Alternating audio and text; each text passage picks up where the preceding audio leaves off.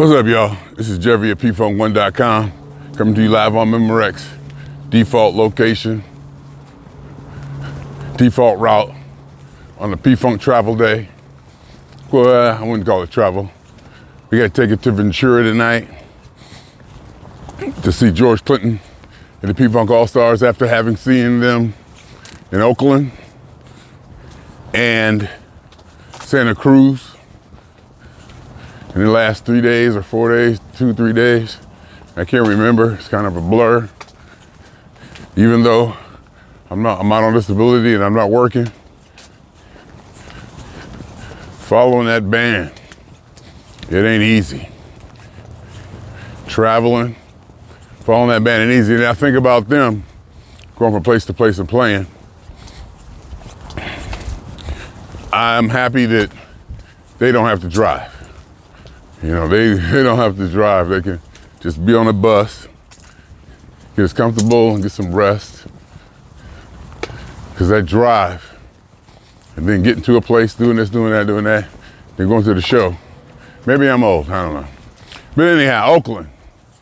Is it the Harvey Keitel something auditorium, amphitheater? I think it's on the Laney College campus. And just like Santa Cruz, a number of people came up to me and said, I graduated here. I walked across that very stage. There's a lot of familiarity with the place. You know, obviously people live there, so, you know, walked up there, ran into Dante, my man Slim Goody, give it out. Slim Goody, the hustle. And I don't mean hustle in a, I'm a hustle you way. I'm talking about the dictionary version of the word hustle. This man be on it. This man be doing his job, doing what he do. He been doing it for decades. Ran into him, out there selling his shirts, parking lot. He had jackets, he had a table, he had a son out there. It was like, I don't want to say it was like professional, but you could see, I mean, not that it wasn't professional. I don't even want to use that word in this situation, but you can see some work went into it, some thought, but you would say, hey, you've been doing it for years, but you know, he looked like he definitely stepped up his game. So I ran into him, Juan Carlos, saw 13 just before I even get in the venue. Get there, go to park. They wanted $45 to park. They wanted $45 to park. Now I was there early. And usually, there's been times where I say, fuck it, I'm gonna pay the 45. I ain't gonna try to run around. Cause I'm thinking if they're gonna charge 45, that means parking spaces, they already know parking spaces ain't out there. And being on the college, you see all kinds of parking meters and signs and this and that and this and that. I'm like, ugh. But I had to turn around and at least look once. Turned around, went back around the way. Didn't even probably care how much I had to walk for $45. And I said, ah. And as I was going in to pull in, I was going back to go ahead and say, ah. The park, I saw a space. I saw a space like right there by the door. I pulled in that thing, looked around, checked signs, checked the meter. Meter says it's off. I started doing my dance. That made me happy right there. Literally walked across the street to the venue. Literally across the street to the venue. So that's how I started. Get in there, seeing folks, like I said, Slim Goody's ass. Me and him talking, chopping it up. He was like, come on, man, come on. I said, what? Where you taking me? What? Took my ass backstage. And as I'm going backstage, I'm thinking, because I don't usually go backstage. I don't usually go, but lately, I've been wanting to go to say what's up to the band and show gratitude. You know, I just think, not necessarily to hang out, I guess, but just to show gratitude, you know, just shake hands and look them in the eye and let them know how much I appreciate all this. So he take me up there, he's like, oh, come on, man, let's go. And we run, hey, where's Joey? You know, Joey, some good, he just, where you gonna come here? Talking to everybody, like he running the place. You know, got his conditions on. He just got that command. That, you know, he's been there, done that. So I'm with him, so we go up to the room. We walk in. First person I see is the back of Elijah Curry's head. I'm like,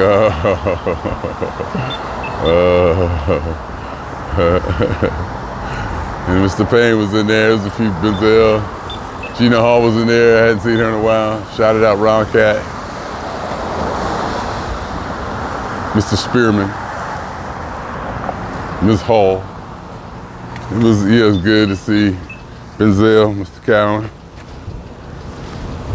You know, it wasn't crowded in there, but you know, so we started, Mr. Bedrosian, and then we started talking and, you know, kind of fell into it, me and Mr. Curry over old times and Cool Edit Pro, how we first started together on this musical computer journey that we're on, how I was there. You know, I took him to get his first, I went with him, I went with him to get his first computer.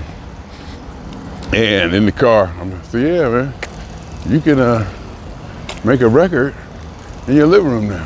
What? You gotta hit a record. You gotta hit no, you need a studio. You can't make no goddamn record. What the? He was just, you know, Mr. Curry. I was like, okay. And back then, I wasn't the Jeffery I am now. Back then, I was still P-Funk 1, but I wasn't P-Funk 1, you know.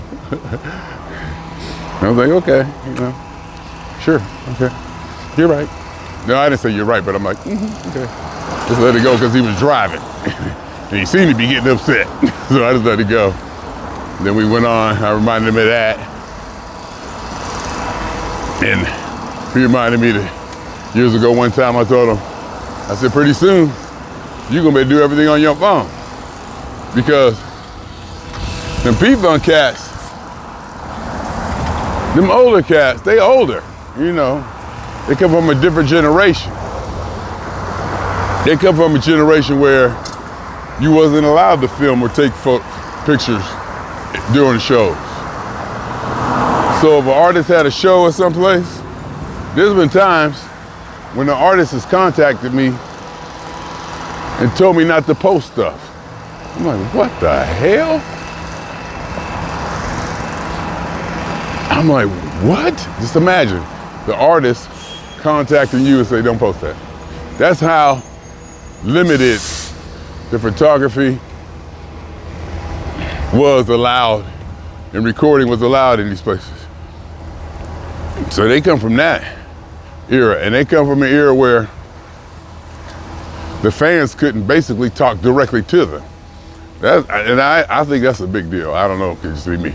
But I think it's a big deal for an artist, especially somebody creative, to all of a sudden have a medium or a place where the fan can just voice their opinion directly about their art or their performance or everything. I was like, y'all was one of the first people to go through that. Because P-Funk Online and the One Nation board, and, you know, I started P-Funk Online way back in the Prodigy days. So P-Funk, them cats was one of the first bands to actually have maybe an online fan club that kind of grew into what it was. And they used to hear some shit. That's back when people could post anonymously. And people would just say any fucking thing. And it made it fun. It made it Wild Wild West. It definitely was entertaining. You know, some cats on there, you're like me, use their real name, I already knew who I was. But this is one cat on there called Sharon. Nobody knew who he was. But he seemed to have some inside information. I don't think anybody ever figured out who it was. And he used to kind of start shit. He was like the most famous one. Anyway, so we talked about that and all that. I can remember Mr. Curry saying how, I ain't going for him. I was like, okay. I said, well, because I was telling him one time he should do lunch with Lige. Start doing like videos of him, you know. I guess again, let people get to know him, get closer. Let them get behind that curtain that had been up for decades. You know, where the artist actually invites the fans into their personal space, even if it's, you know, remotely. But anyway, we talked about all that. It was good to talk to him. I got to hit him up about Shadur Sanders. That was pre-Shadur Sanders to get Browns fan. Anyway, I talked to Mr. Payne about some 420 Funk Mug brokerage or some kind of business or money thing. I mean, not business or money, doing business along the 420 Funk Mug record album, et cetera. So I don't know, I gotta get one. They're gonna be here for a few days. I'm off work. Hopefully I may reach out and try to do something. Like I said, I usually go backstage. And another reason I want to go back there, I do want to look Mr. Clinton in his eyes and shake his hand, and at least one time in our 30, 40 year relationship, let him know that how deeply grateful I am to still have this in my life. So, first of all, there was no Garrett Schauder, no Benny Cowan. Ron Cat sat in, Mr. Spearman sat in on guitar. I saw Shauna Hall pull up with her guitar, and I think I saw her on the side of the stage with it. She didn't get in, I don't think. But the moral of the whole gist of that show was the sound was horrible. The sound was horrible. It was like the treble was turned down, and you know I love treble. You know I love that part. It seemed like the mid-range was turned up. The bass was there, and it was hitting. It was almost like cracking the speakers at the beginning. And they kind of they dialed that back. In fact, I think there was big, huge PA speakers right in front of my seat, because I was front row, far. I was front row in the last seat at the end, way at the corner of the stage. And I was like, I ain't gonna be able to stay here. Plus the place, it was empty seats. There was people getting there later, arriving, you know. So I kind of moved a little. I knew I was gonna move. I was like, ain't no way I'm sitting here. So I found a better spot. But one of the main reasons it made me get up and move, because I was just kind of chilling, you know, at first. One of the things that moved, that it was so loud and so poorly mixed or whatever, it was intolerable. I could not sit in my seat. You just couldn't take it there. It was just too loud and too, But it got better, but it didn't get good. And the band did good. And there was more than one occasion where I heard the band get out of sync or whatever. I like to call them collisions, but I think collisions might not be the right word.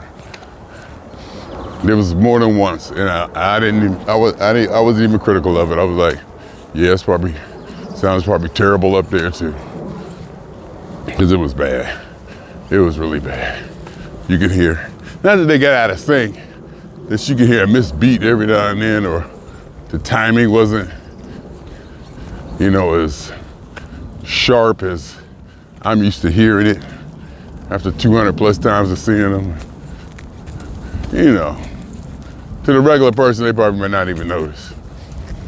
Hell, the regular person might not even notice how horrible the sound was, but it was bad. It was really bad. They did R&B Skeletons in the Closet. First, I'm like, what song is that? I know that song. I'm singing, you know, I'm humming along, knowing the melody, maybe not the words. And I said, R&B Skeletons in the Closet. That was Mr. Bedrosian,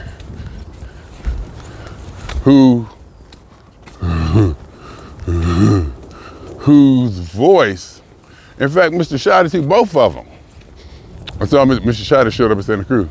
Both of them seemed to be bringing a little extra dynamics or something extra to the game. I can't say I gotta say extra to the game. You know, it was a little bit more dynamic, maybe aggressiveness in their voice.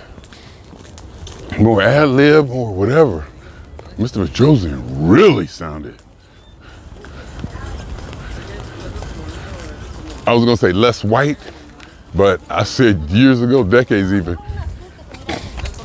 I said decades, years ago even, that he sounded black. He seemed like a black person. But he was even more soulful. Let's use the word soulful and leave race out of it, especially since he was in Oakland and Ricky Vincent was there. Don't bring up race. I hollered at Mr. Vincent, it was cool seeing him. Told him that documentary I saw, man, was the best I've ever seen. And I saw a bunch of other people in there, so.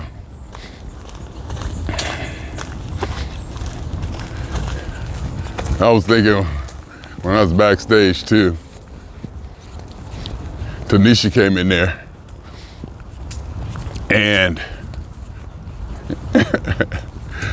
she even cued her up close. I'm like, God damn, how do you walk around being that cute? Life can't be right for you. Life cannot be right for you as cute as you is, your chocolate brown ass. Because our relationship is 15, 20 feet from each other. Because usually every time I go to the show, I'm in front of them. I'm in front of her and Miss Scott, Miss Brandy Scott Clinton, who, like, oh, okay. Let me remember that, and let me divert. But it was just good talking to her, you know, talking about LA, California, this and that and stuff. I was standing there talking to Mr. Curry, blah, blah, actually, you know.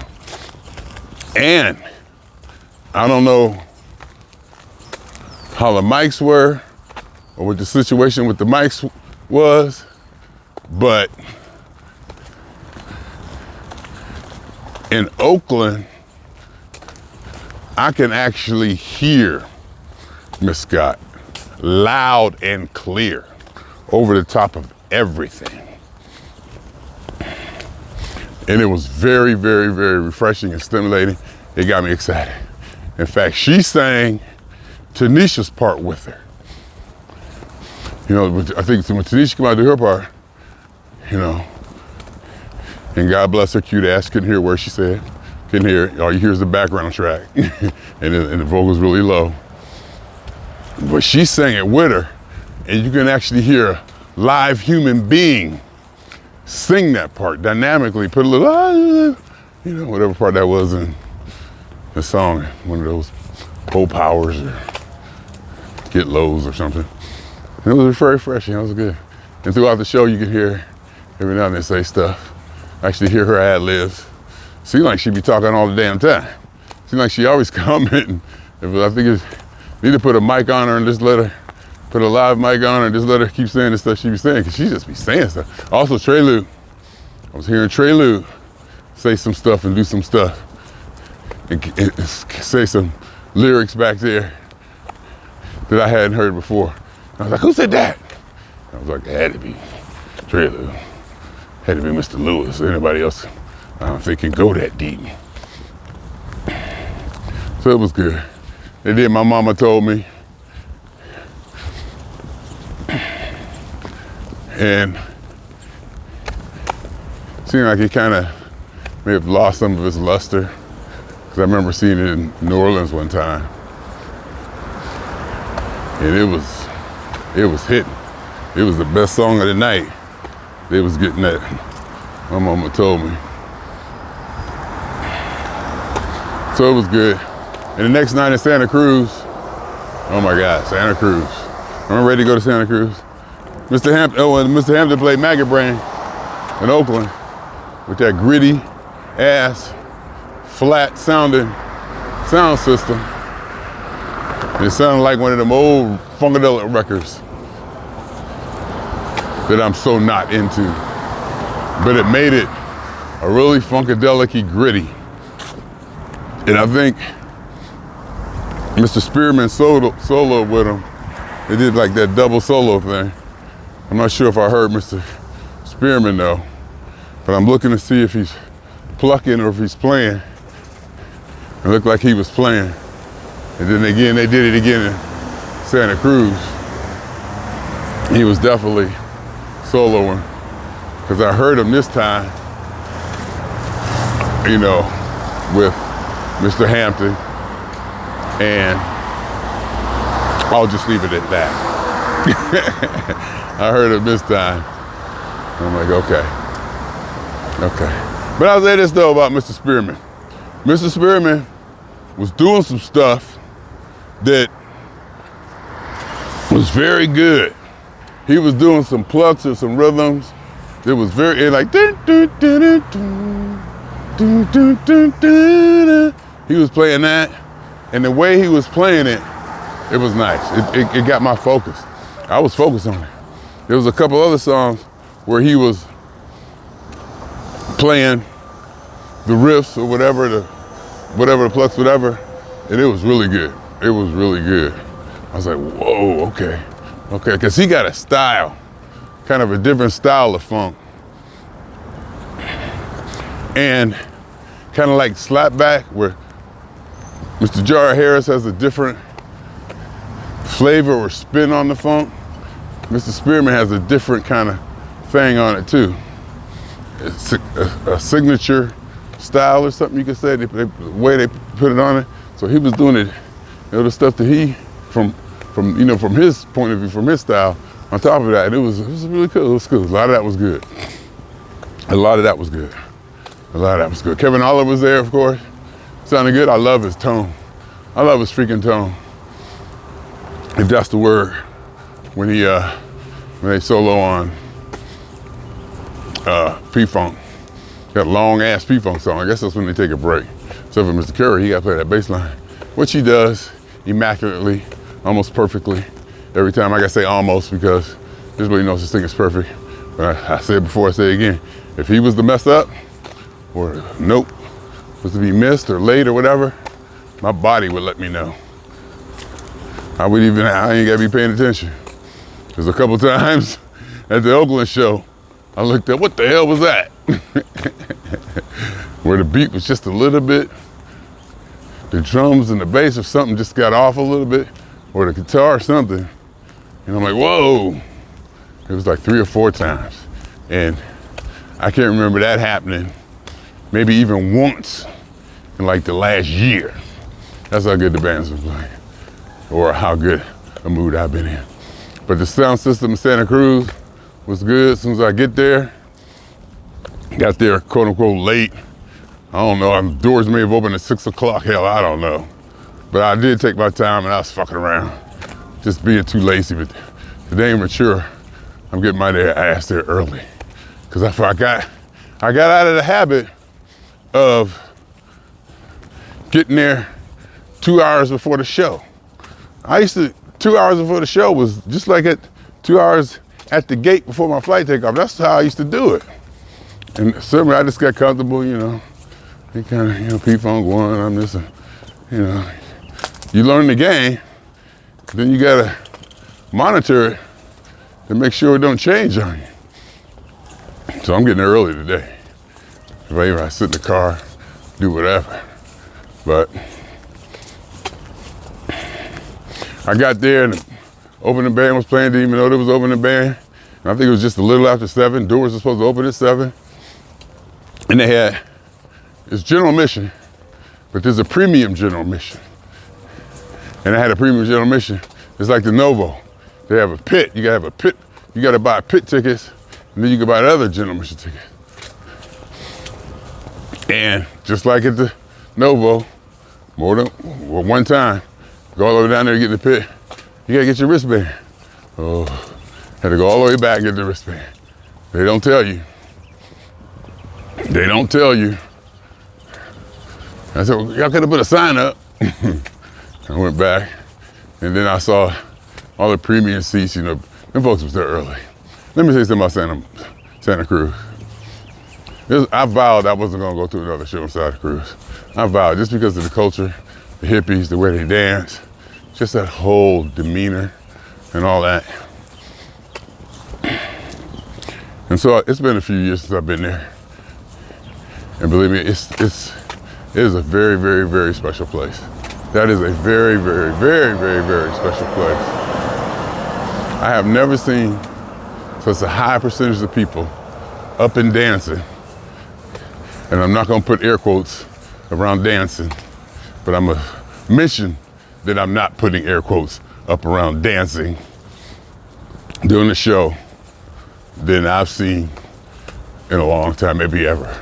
Everybody, all of them, nobody sitting down.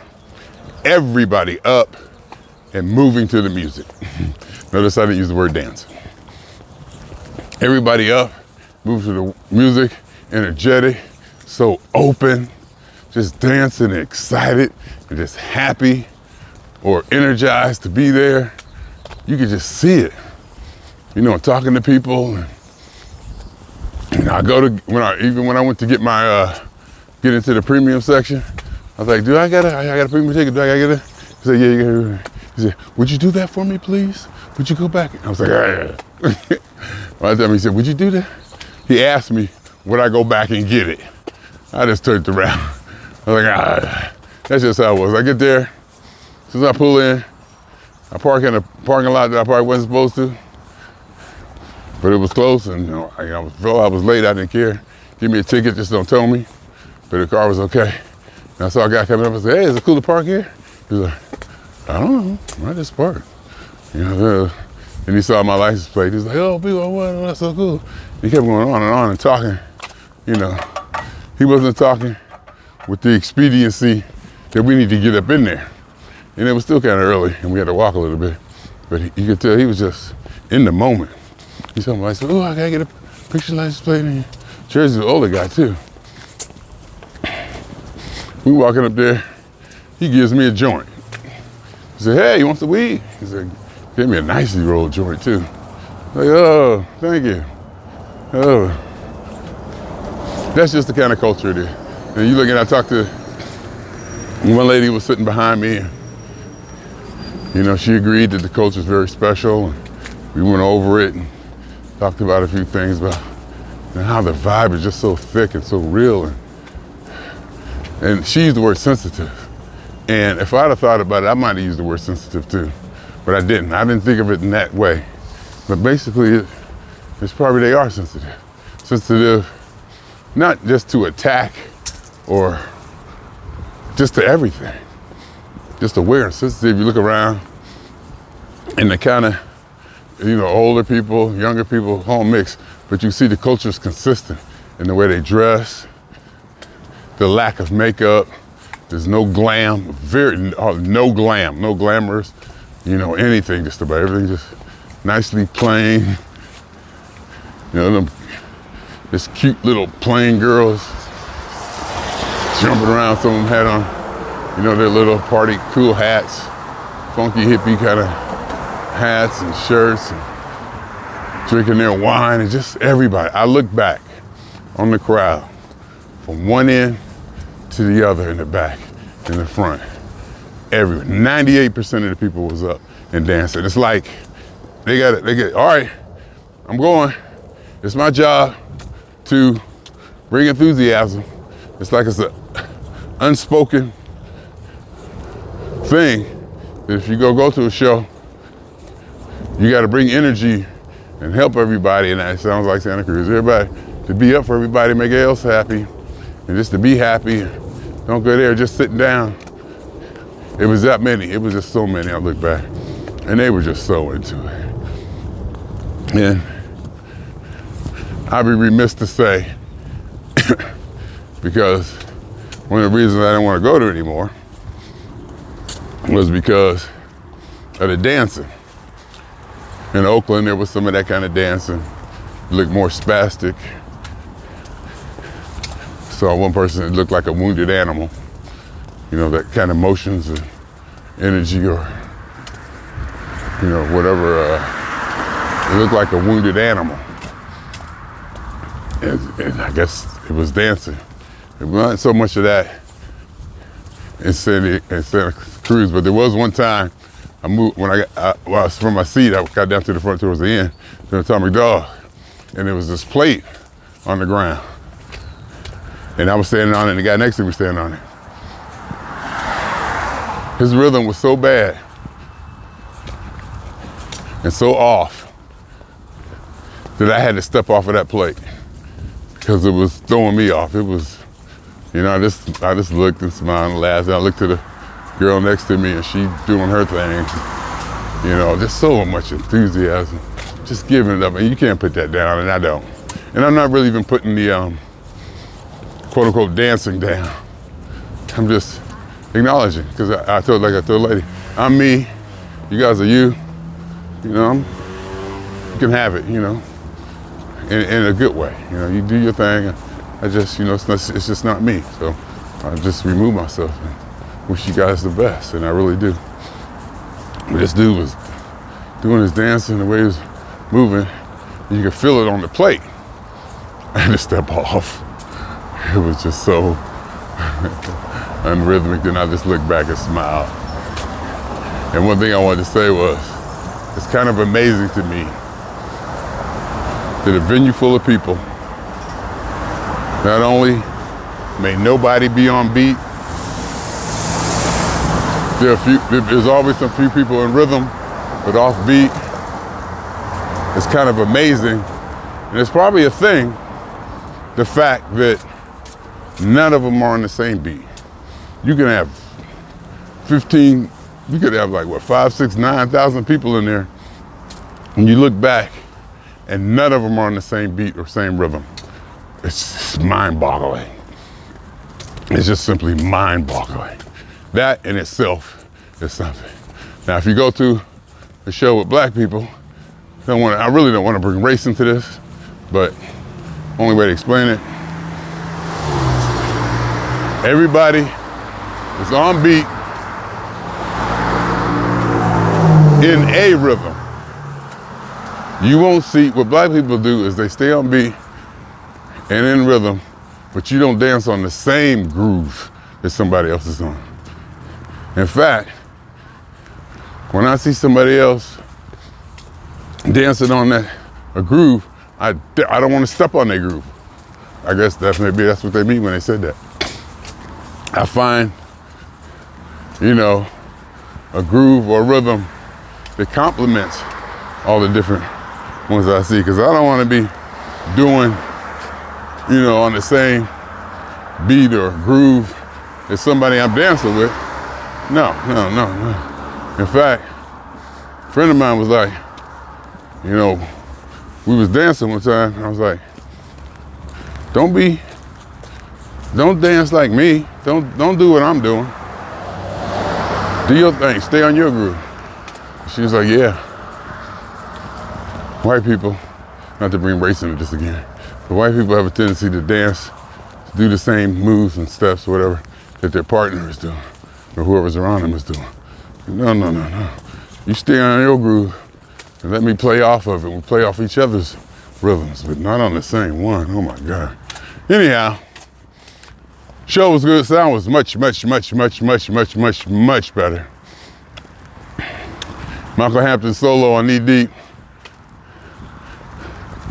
was from a Jeffery P-Funk 1 perspective, subjectively played perfect, and by perfect I probably mean sounding like the record. As we're in Oakland, I don't know what he was doing, but it was but when he did it in Oakland, he did some extra stuff that was very interesting. He took it to it. I'm like, you're not even playing the solo no more. What you doing? I like it. I got to record it. I got to go back and revisit that. But he put some extra sauce on there. It just changed the whole dynamic of the meal. And it was good. It was good. But the sound was better. Mr. Shotty came out energetic. You can see he's growing or whatever, evolving into something. Swagger starting to be there a little bit more prominent.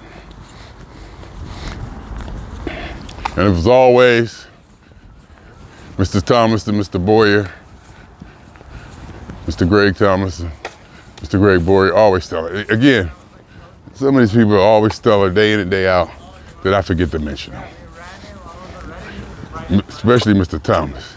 He go all out all the time. That he just becomes part of the woodwork.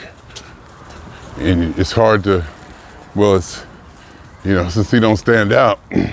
Oh, is this thing on the high recording? This file size is gonna be huge. I meant to switch it back from when I was in. I should stop it, but I'm about to do it anyway. So he just come out and kill. Mr. Boyer come out with his energy and his playful antics, moving around, doing his gestures, playing that trombone. Mr. Oliver, of course, Mr. Curry, Mr. Payne, Tanisha, Cheerlead. 13. See, I forget 13 too. He be so solid. They just do their job. You know, they don't stand out. They just do their job. And they don't stand out. So you just kind of, you know, they just kind of slip in the woo. Here we are.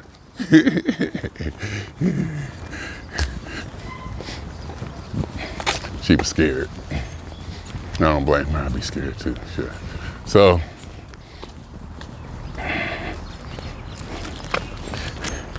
it's all good. Did I miss anybody? I probably did.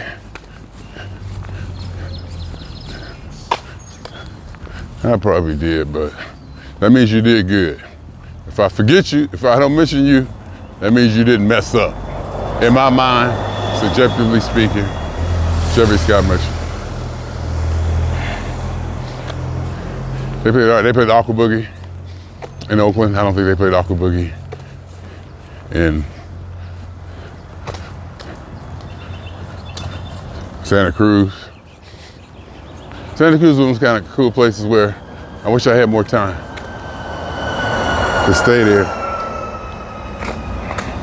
I wish I had more time to spend there, look around and hang out. Beautiful country. It was raining a little bit, so that made it kind of nice. In fact, it rained during the show, but it was a very pleasant rain. It wasn't coming out hard, it was more like a heavy drizzle. Everybody got wet, but we didn't get soaked. It was weird. Experienced my second experience of Michael Hampton playing Maggot Brain in the Rain. So that was fun. It was a good show, 2 good shows. Love that damn band. I'm getting there early today. I ain't been front row. I ain't been front row in 2 shows. So I'm gonna get one tonight. I'm gonna get front row tonight. I forget how the Ventura Theater is, how high the stage is, if they got barricades, whatever. But I'm gonna be there tonight. House of Blues, I'll be there too. Novo, I'll be there too. Vegas, I think I got a seat. No, Vegas is House of Blues. That's gonna be general mission. And I think I got a seat at Pachanga in the balcony actually. So that's really gonna be interesting. All right, now I'm concerned about the file size and technical aspects of this 35-minute talk or whatever. It's good, I love the band. Saw Carlon after the show. Mr. Clinton making it to his van. I'm in the audience. They opened the van door. And you can see Mr. Clinton behind the stage. People start going crazy. I'm like, yeah. I'm excited. Merch. Table. The venues handled the merch table. Last 2 shows. Except for Sam Goody being outside doing what he did. It was good. It was really good. And the Oakland show, the sound was so bad that I became detached from the show. I was just like, yeah, whatever. And just kind of, the word is detached. I can't say I wasn't interested. It's not uninterested. You know, it's not that I have a passion. I just became detached, willfully detached. So I had to sit down on my phone in my seat in the front row. They had turned the big giant speakers off, so it was tolerable. It was still terrible, but it was tolerable. And I was, able just to relax. I don't think I've done that in a long time. Possibly even ever, where I didn't have my senses on 10 when P-Funk was playing. Trying to get every drop, every time. You figure there's after many shows I got to. Should have been done that a long time ago. Now I'm sure there's shows where I sat down or walked away or took a break. But even doing that, I'm still concentrated on the music. I'm still listening, Cause I gotta get back. Even when I stepped away, I remember one time in Pittsburgh, or somewhere I think it was, I forget, when I just stepped outside to smoke or go to the bathroom or something. And even while I'm back there, I'm like, I can get back. Okay, what are they doing now? This time I was just sitting there like, I'm cool. It felt good. It actually felt good to not have that self-pressure, if you want to call it, whatever. It felt good. So, just want to cover that and see everything. Can't think of nothing else right now. But again, it was good hearing Brandy. You can actually hear her sing, actually hear her enunciate, actually hear the words. You hear her inflections. She could sing too. She funny, she just be saying shit. And and not just the, I ain't got no ass part. She be like saying, I guess she just be talking to herself doing the whole thing, just saying stuff. That shit is funny. Like, go ahead. Mr. Thomas filled in, of course. See, like I say, he's so solid and such a Superman that, like, blah, blah, blah. He filled in for Mr. Scheider's vocals in some songs. Which, you know that's gonna happen.